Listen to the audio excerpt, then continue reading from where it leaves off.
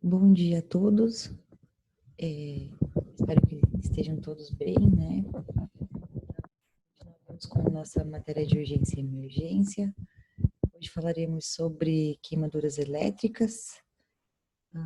Deixa só eu me atentar aqui para o horário, né? Para a gente não passar no vídeo. Ah, a prof também tá de pijama ainda, né? O home office é bom por causa disso, né? A gente pode trabalhar com a roupa de pijama ainda. Deixa eu compartilhar a tela com vocês.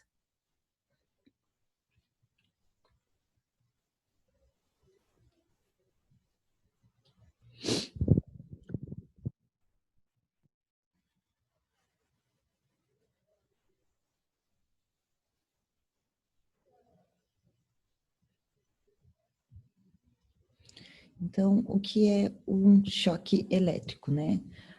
Segundo o autor Branco, isso lá em 1990, né? A palavra vem do grego, né? A palavra energia vem do grego e significa forças em ação, né? Existem dois tipos de voltagem: a baixa voltagem, né? Que é abaixo de 500 volts, e a alta voltagem, que é acima de 500 volts, né? Dessa cifra. Queimaduras elétricas por alta voltagem se apresentam com maior incidência nos adultos trabalhadores do sexo masculino da área da eletricidade, que sem proteção adequada entram em contato com fios de alta tensão com consequências nefastas.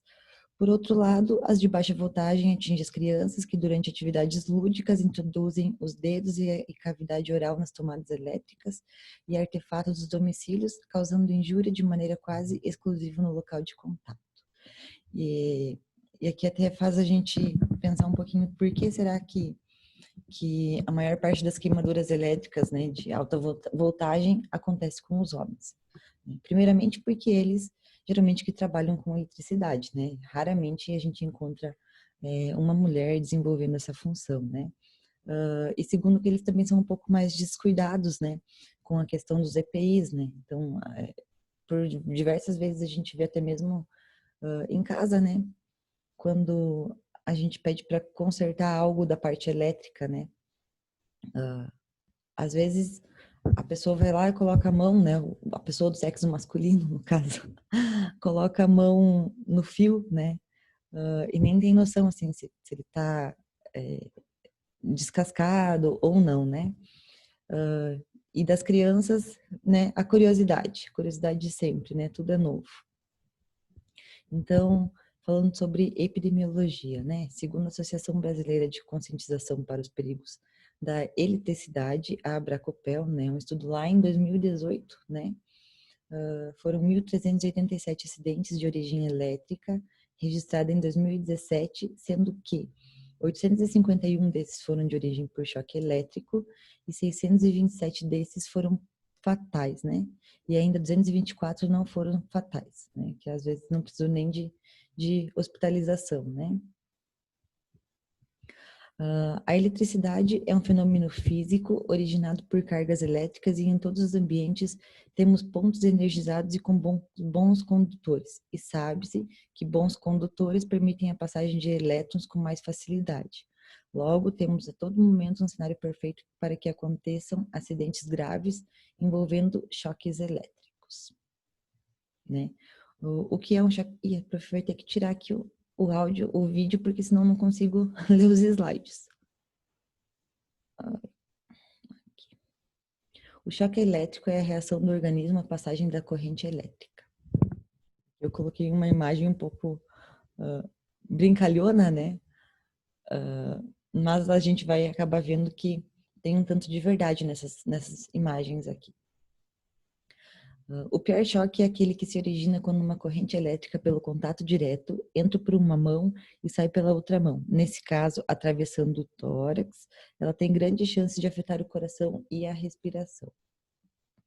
O valor mínimo de corrente que uma pessoa pode perceber é 1 MHz, né? E o valor mortal que está compreendido entre 10 MHz e 3 amperes. Qualquer atividade biológica, seja glandular, nervosa ou muscular, é originada por impulsos elétricos. Quando, por choque, a corrente fisiológica soma-se a outra origem externa, as funções vitais do organismo humano são alteradas e, dependendo de certos fatores, poderá acarretar até a morte. Então, ela se une à eletricidade que tem dentro do corpo, né? E torna-se mais potente ainda, né? Então, os efeitos do choque elétrico variam conforme as circunstâncias, né? Então, que circunstâncias são essas, né? A duração do choque, a natureza do choque, né?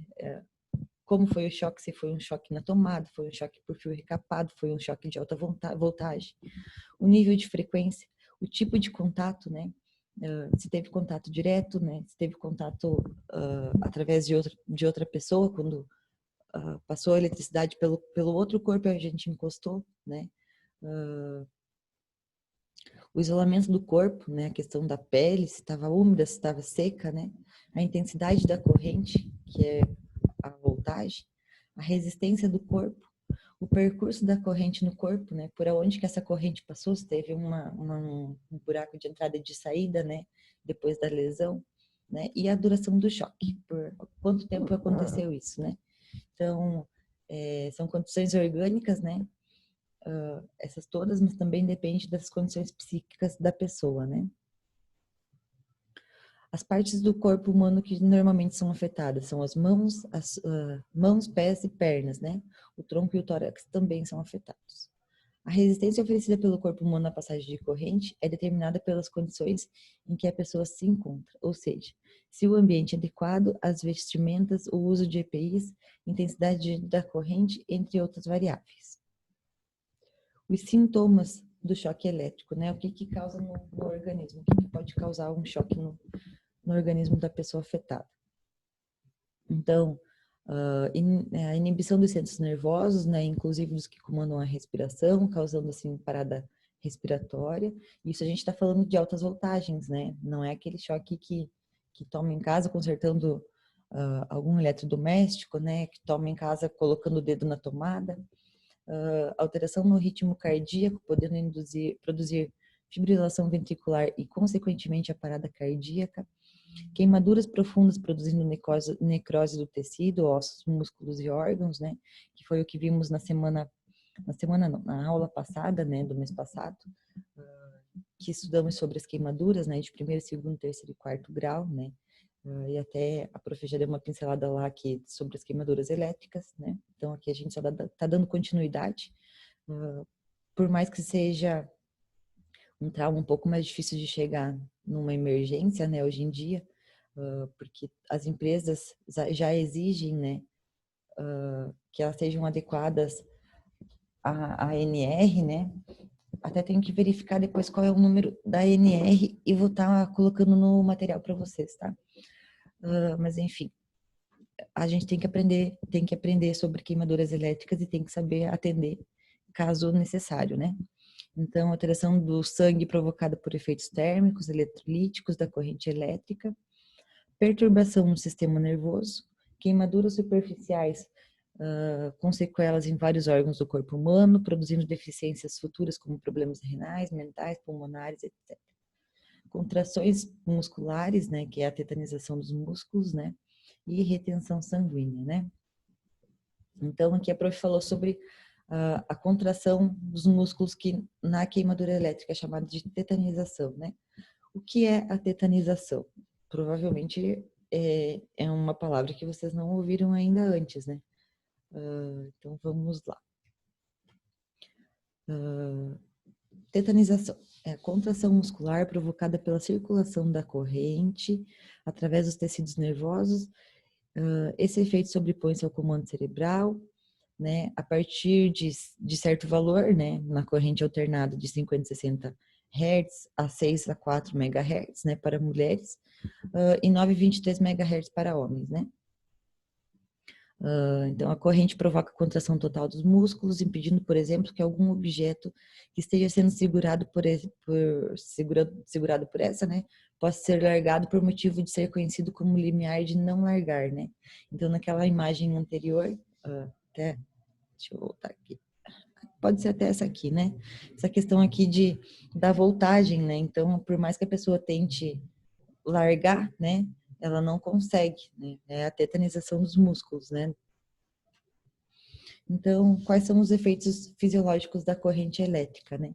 Aqui eu coloquei uma tabelinha para a gente ir acompanhando. Então, eu vou falando, vocês vão acompanhando aí, tá?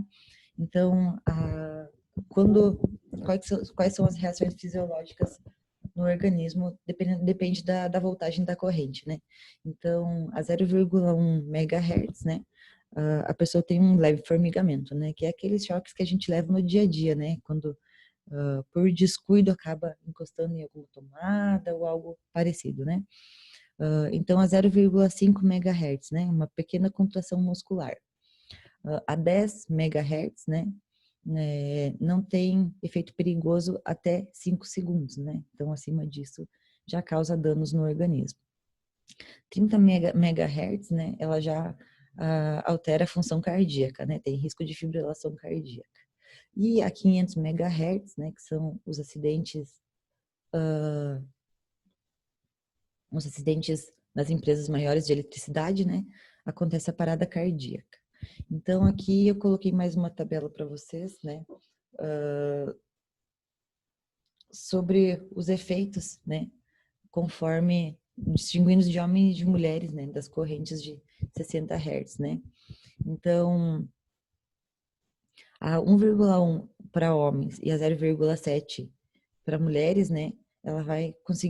A pessoa vai conseguir perceber que levou o choque, né? Apenas isso. A 1,8 para homens e a 1,2 para mulheres, né? O choque não é doloroso, né? E não tem perda do controle muscular. A 16,0 e a 10,5 megahertz, o choque é doloroso, né? Tem um limiar de não largar, né? Então, pode ser que ocorra a tetanização. E acima de 23, né? Acima disso, para homens e 15 para mulheres, o choque é doloroso e grave e produz grave contrações musculares, né? E dificuldade de respiração, né? Então a gente pode perceber que a mulher tem um limiar um pouco mais baixo, né? Para choque elétrico, né? Então a gente acaba sentindo um pouquinho mais, né? Então, falando sobre a parada cardíaca, né, ou respiratória, e fibrilação cardíaca, né, em decorrência do choque elétrico. A morte por asfixia ocorrerá se a intensidade da corrente elétrica for de valor elevado, normalmente acima de 30 MHz, e circular por um período de tempo relativamente pequeno, né, aproximadamente 14 segundos. Então, daí a necessidade de uma ação rápida no sentido de interromper a passagem da corrente elétrica pelo corpo. A morte por asfixia vem do fato do diafragma da respiração se contrair tetanicamente, né? Cessando assim a respiração. Se não for aplicada a respiração artificial dentro de um intervalo de tempo inferior a 3 minutos, ocorrerão sérias lesões cerebrais e possível morte. A fibrilação ventricular do coração ocorrerá se a intensidade de decorrência. Opa, perdão. A fibrilação ventricular do coração ocorrerá se houver intensidade decorrente da ordem de 15 MHz que circulem por períodos de tempo superiores a 1/4 de segundo, né? Então, a possibilidade é muito alta, né, de acontecer a fibrilação ventricular.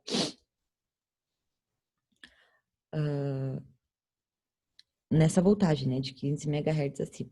A fibrilação ventricular é a contração desritmada do coração que não possibilitando dessa forma a circulação do sangue pelo corpo, né? Ressalta na falta de oxigênio nos tecidos e no corpo e no cérebro. Então você vai perceber, às vezes, tu não vai conseguir sentir pulso, né? Quando tu vai aferir o pulso dessa pessoa que levou o choque, né? E com o monitor a gente consegue perceber, né, da fibrilação ventricular, porque são ondas elevadas, né? São várias ondas. O coração raramente se recupera por si só da fibrilação ventricular, né? No entanto, se aplicarmos um desfibrilador, a fibrilação pode ser interrompida, né? Porque vai liberar o choque, né? Principalmente se for o DEA, né? Que ele já faz tudo sozinho, né? Bem autodidata, né? E o ritmo normal do coração pode ser restabelecido, né? Isso quando a emergência chega, né? Ou nas grandes empresas, geralmente eles têm kits de primeiros socorros, né? Algumas até contam com o DEA. Não possuindo tal aparelho, o desfibrilador, a aplicação da massagem cardíaca permitirá que o sangue circule pelo corpo, dando tempo para que se providencie o desfibrilador. Na ausência do desfibrilador, deve ser aplicada a técnica de massagem cardíaca até que a vítima receba socorro especializado. E aí a gente deve estar atento na questão assim, né? Cheguei no local, né? Percebi que tem um homem deitado, né? Em posição dorsal, né? E os que estavam ao redor, né? Falaram que ele levou um choque elétrico. O que tu vai fazer? Tu é o único socorrista ali, né? O que tem conhecimento técnico, né? Para estar realizando a massagem cardíaca. Então, tu vai pedir para que, se alguém possui também um pouco de conhecimento, né? Sobre isso e vai pedir ajuda, né? Aí você vai implantar o protocolo de 2 socorristas, 1 socorrista, né? Isso vai demandar da tua avaliação no local. Ai, a prof colocou a mesma tabela aqui, mas era uma outra tabela. Bom, a tabela está no material de vocês, tá? Deixa eu abrir aqui só, e aí vocês acompanhem pelo material, tá? Eu vou trocar aqui. Deixa só a prof abrir, só um instante.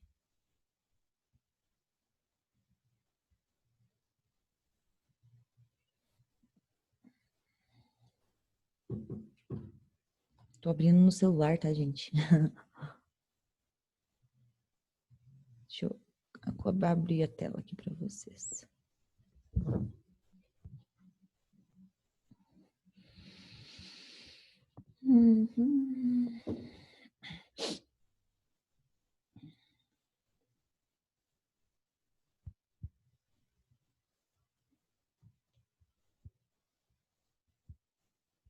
Tá. Então, aqui seria a tabela que eu gostaria de colocar para vocês, a tabela da probabilidade de recuperação, né, da vítima de choque após a parada cardíaca, né? Então, com 1 minuto de parada cardíaca, né, se o socorrista chegar no local, então a probabilidade dessa pessoa se recuperar é 95%, né? Com 2 minutos, a probabilidade dela se recuperar cai para 90%, né? Então, 3 minutos vai para 75%, 4 minutos, 50%, 5 minutos, 25%, 6 minutos cai para 1% de chance da pessoa se recuperar. E com 8 minutos de parada, né, essa chance da pessoa que sofreu a corrente elétrica, né, o choque elétrico, cai para 0,5%. Então, é bem importante que, assim, quando for acionado a emergência, né, ou quando chegar para atendimento da gente, a gente cuidar esse tempo, né, para a chance de recuperação da vítima.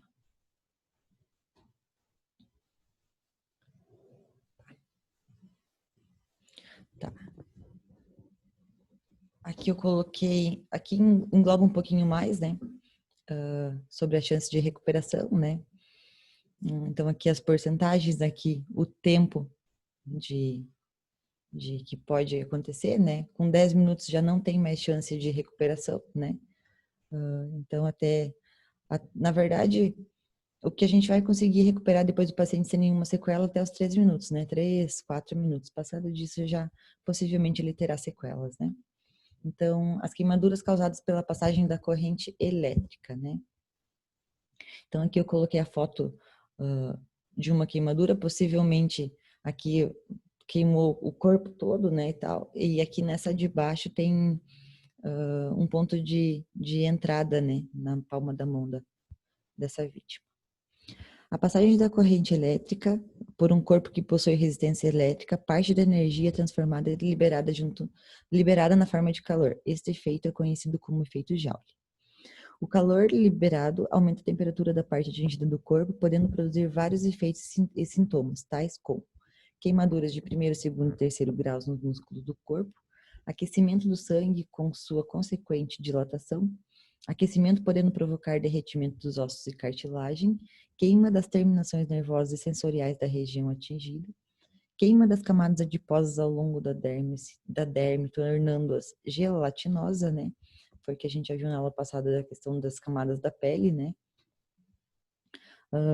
Como o efeito térmico depende da corrente elétrica ao quadrado e a corrente para que o choque de alta tensão é grande, seu poder de queima é igualmente grande, né?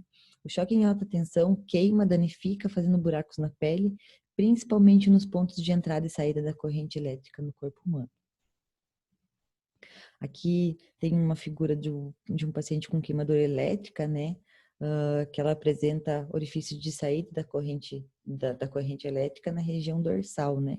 Então dá para ver assim que é uma lesão consideravelmente grande, né? Que esse paciente teve na região dorsal, né? Na maioria dos casos fatais em alta tensão, as vítimas morrem devido aos ferimentos causados pela queimadura. E as que não morrem acabam ficando com sequelas como, por exemplo, perda da massa muscular, perda parcial dos órgãos, diminuição, atrofia muscular, perda da coordenação motora, cicatrizes, né, entre outras complicações.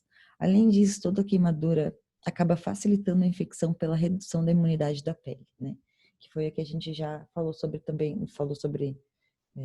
as queimaduras na aula passada e comentou sobre as infecções, né? Que o risco de infecção aumenta muito porque não tem mais a primeira barreira de defesa que é a pele, né?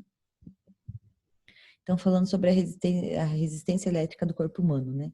A intensidade da corrente que circulará pelo corpo da vítima dependerá em muito da resistência elétrica que esta oferecer a passagem da corrente elétrica e também qualquer outra resistência adicional entre a vítima e a terra. A resistência que o corpo humano oferece à passagem de corrente é quase que exclusivamente devido à camada externa da pele, a qual é constituída de células mortas, né? Então, quando a pele encontra-se úmida, né, a condição mais facilmente encontrada na prática, né, a resistência elétrica do corpo diminui, né? Então, é mais fácil de a gente levar um choque, né? Cortes também oferecem uma baixa resistência. Pelo mesmo motivo, ambientes que contenham muita umidade fazem com que a pele não ofereça uma elevada resistência elétrica à passagem da corrente. A pele seca é relativamente difícil de ser encontrada durante a execução do trabalho, né? Porque tem a questão do suor, né? Oferece maior resistência à passagem da corrente elétrica. A resistência oferecida pela parte interna do corpo, constituída pelo sangue, músculos e demais tecidos, faltou uma vírgula aqui, né? Comparativamente à da pele, é bem baixa. As diferenças da resistência elétrica apresentadas pela pele à passagem da corrente, ao estar seca ou molhada, podem ser grandes, considerando que o contato foi feito em um ponto de circuito elétrico que apresente uma diferença potencial de 120 volts, teremos, né? Então, a eletrólise no sangue, né? Que a gente já sabe que o corpo é constituído por 70% de matéria líquida, né? De líquidos, e nessa parte líquida, né? Tem dissolvida ou está suspensa vários tipos de sais minerais. O choque em corrente contínua provoca o efeito de aglutinação dos sais, né, que é o fenômeno conhecido como eletrólise, né? Então, eles vão ficar todos próximos, né? Então, a eletrólise ocorre no sangue e no plasma líquido de todo o corpo no sangue. Esse efeito pode ocasionar mudança da concentração de sais minerais, produzindo desequilíbrio no corpo humano, né, que aglutinação de sais, né, produzindo bolinhas que provocam coágulos no sangue, provocando trombose. No caso de corrente alternada, o efeito eletrólise é muito pequeno, podendo ser desconsiderado. Os danos cerebrais, né, que a corrente, que o choque elétrico causa, né. Parte dos acidentes com choque elétrico ocorrem com contato na cabeça, principalmente na parte superior da cabeça. Quando a corrente elétrica passa através do cérebro ou por parte dele, produzindo efeitos diversos, os mais comuns são, né, inibição do cérebro, desincronização de seus comandos, edema, isquemia, aquecimento e dilatação. Em alguns casos, o choque elétrico pode produzir sequelas que vão desde a perda da visão, fala, memória e raciocínio, até o comprometimento dos movimentos. A nível renal, né, quais são os danos na vítima? O efeito da corrente elétrica, passando pelos rins, pode comprometer o funcionamento deste órgão, causando insuficiência renal ou eneuresia, né, que é a incontinência urinária. Os choques elétricos produzem queimaduras em tecidos internos, liberam grande quantidade de mioglobina, né, que é uma substância tóxica para os rins, né, o que pode acarretar na insuficiência renal. O grande fato é que a maioria dos problemas renais acaba aparecendo após certo tempo de o choque ter ocorrido, o que fica difícil de correlacionar, né? Ao circular pelo organismo humano, a corrente elétrica provoca diversos efeitos e consequências, desde um susto, né, que são os choques mais leves, até o óbito, né, até a morte. A queimadura elétrica apresenta várias características que a diferencia de outras queimaduras provocadas por outros agentes. A lesão local depende do tipo de tensão, corrente, umidade, entre outros, e pode variar desde uma lesão pontiforme, né, de um ponto, a uma necrose extensa de todas as estruturas. As lesões de pele, em poucas horas, se tornam-se enegrecidas, né, e, em geral, são bem delimitadas. As lesões extensas se comportam como uma síndrome de esmagamento e os músculos lesados podem liberar grande quantidade de mioglobina, que atingem o máximo em torno da primeira hora, podendo levar à obstrução dos túbulos renais e à necrose tubular aguda. Então, o manejo, né? Então, além de todos aqueles cuidados, né, que a gente já tem que ter de tentar parar a queimadura se for elétrica, né? Na questão assim de, tem alguém conectado a uma rede, né? A gente não vai lá, vai encostar na pessoa, né? Porque aí a gente vai ter choque também indiretamente, né? Vai passar pelo organismo da outra pessoa, a gente também vai levar o choque. Vai lá e vai retirar da tomada, né? Então, o manejo na emergência, quando chega lá pra gente, né? O que a gente tem que fazer, né? Identificar se o trauma foi por fonte de alta tensão, por corrente alternada ou contínua, e se houve passagem de corrente elétrica com ponto de entrada e saída. Né? Deve ser avaliado os traumas associados, né? Se houve queda de altura e outros traumas, né? Avaliar se ocorreu perda de consciência ou parada cardiorrespiratória no local do acidente. Avaliar a extensão da lesão e a passagem da corrente, né? Monitorar esse paciente, né? Monitorização cardíaca contínua por 24 a 48 horas, né? E fazer a coleta das enzimas cardíacas, né? Procurar sempre tentar internar o paciente se for vítima de choque elétrico, né? Porque, como a gente já viu, as lesões evoluem, né? Após um certo tempo. Avaliar a eventual mioglobinuria, que é um indicador de necrose tecidual, e estimular o aumento da diurese com maior infusão de líquidos, né? E aqui a gente também faz a regra dos 9, né? E depois faz a hidratação desse paciente, né? Na passagem da corrente pela região do punho, né? A gente vai avaliar o antebraço e o braço e membros inferiores, e verificar se há necessidade de escarotomia, né, que é a liberação da pressão, né, para fazer a liberação da pressão.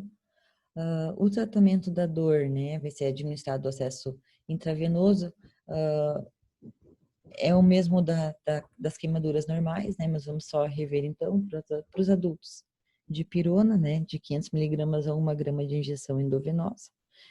E também a morfina, né, 1 ml, diluído em 9 ml de solução fisiológica, 0,9%, né, e deve ser administrado de 0,5 a 1 miligrama para cada 10 quilos de peso. Nas crianças também de pirona, né, de 15 a 25 miligramas por quilo de peso, em via endovenosa, né, ou intravenosa. E a morfina deve ser 10 miligramas diluído em 9, né, miligramas, em 9 ml de soro fisiológico, né.